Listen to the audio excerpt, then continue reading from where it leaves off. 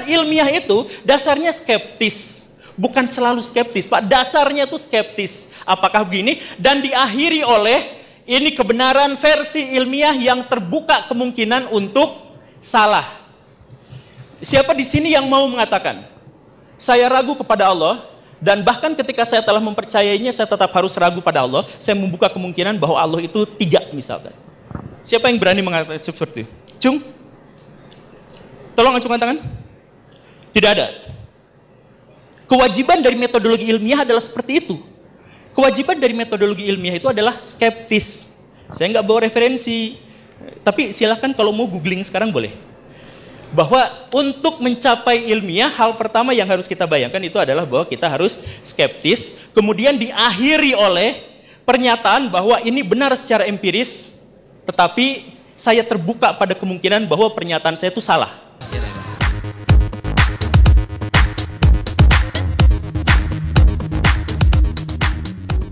Bismillahirrahmanirrahim. Di era digital ini, di mana informasi bebas mengalir, banyak orang mulai merasa bahwa segala sesuatu harus diuji dulu kebenarannya. Apapun harus diragukan dulu sebelum diterima, termasuk dalam hal akidah atau keyakinan. Menariknya, ada pandangan dari seorang tokoh, ya sebut saja namanya Guru Gembul, yang berpendapat bahwa akidah Islam tidak bisa dianggap ilmiah. Kenapa? Karena menurut dia, akidah tidak dimulai dari sikap skeptis, tidak bisa diragukan, dan itu katanya tidak ilmiah. Tapi teman-teman, apakah benar harus begitu? Apa memang semua kebenaran, termasuk keyakinan agama, harus diragukan dulu?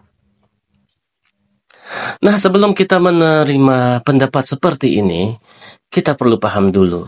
Sebenarnya skeptisisme ini konsep dari mana datangnya? Ya, jadi begini teman-teman, ternyata sikap skeptis sebagai metode mencari kebenaran itu datang dari Yunani kuno. Di sana, filsuf-filsuf seperti Pyrrho dan Socrates mengembangkan skeptisisme untuk mempertanyakan segala hal di sekitarnya, termasuk dewa-dewi mereka sendiri. Dan jangan lupa, ini terjadi di masyarakat Yunani yang pagan. Mereka punya sistem kepercayaan dengan banyak dewa. Dewa perang, dewa cinta, dan lain-lainnya. Nah, dengan banyaknya dewa yang memiliki sifat, keinginan, dan kekuatan yang berbeda-beda, skeptis menjadi hal wajar. Mereka hidup dalam lingkungan yang secara alami memicu kebingungan. Jadi, mereka punya alasan kuat untuk mempertanyakannya. Nah, sekarang bandingkan dengan akidah Islam yang memiliki konsep tauhid, keesaan Allah yang mutlak, satu-satunya pencipta, yang tidak ada kontradiksi atau perbedaan sama sekali.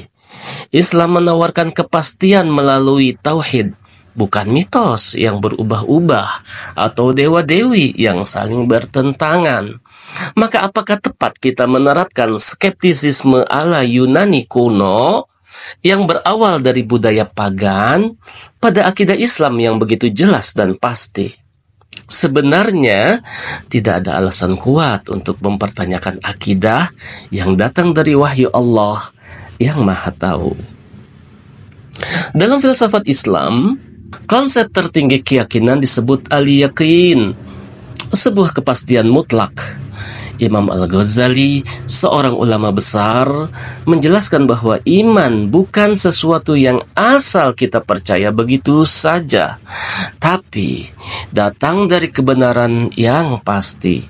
Contohnya begini, kita tahu bahwa matahari selalu terbit dari timur. Perlu nggak kita skeptis dan meragukan ini setiap hari? Tentu tidak. Ini kepastian yang sudah fitrah, sudah pasti. Begitu juga dengan akidah kita. Akidah itu pegangan hidup, bukan teori yang perlu diuji setiap saat. Jika kita selalu mempertanyakan hal-hal yang sebenarnya sudah jelas, kita justru akan kehilangan arah.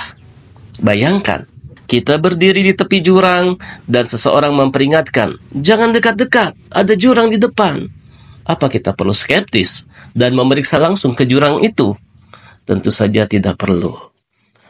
Petunjuk itu sudah jelas demi keselamatan kita. Akidah dalam Islam berfungsi sebagai petunjuk yang jelas dan pasti, bukan sekedar sesuatu yang diragukan terus-menerus.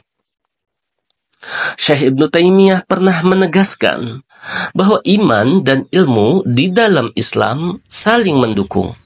Iman itu bukan asal percaya tanpa dasar, tapi iman adalah kepastian yang didukung ilmu yang jelas. Justru skeptis tanpa batas terhadap sesuatu yang sudah pasti akan membawa kita pada kebimbangan yang tidak ada habisnya. Nah, ini yang bisa berbahaya, terutama bagi generasi muda. Coba pikirkan, kalau generasi muda kita terus dibiasakan untuk mempertanyakan akidah yang sudah jelas, yang ada mereka malah kehilangan pegangan hidup yang seharusnya kokoh. Sikap skeptis yang berlebihan ini bisa membuka pintu bagi pemikiran-pemikiran asing yang tidak sesuai dengan Islam. Akibatnya, mereka akan jadi mudah terpengaruh oleh paham-paham yang justru menjauhkan mereka dari kebenaran. Jadi sahabat, apakah skeptisisme ala Yunani kuno ini relevan untuk akidah Islam? Nyatanya, skeptisisme ini lebih cocok diterapkan pada hal-hal empiris, hal-hal duniawi yang sifatnya belum pasti. Tapi akidah Islam sekali lagi berlandaskan wahyu dari Allah yang Maha Tahu, menawarkan kepastian yang mutlak. Ini fondasi hidup yang tidak bisa kita ragukan tiap hari. Dan kalau kita terus mempertanyakan akidah tanpa alasan, kita malah beresiko menjerumuskan diri pada kebingungan dan hilangnya arah. Jadi buat teman-teman semua nih, mari kita pahami akidah ini sebagai pegangan hidup yang kokoh. Bukan sekedar teori yang bisa diragukan seenaknya. Yuk jaga akidah kita, kuatkan iman, dan hindari pemikiran-pemikiran yang bikin goyah. Wallahu a'lam.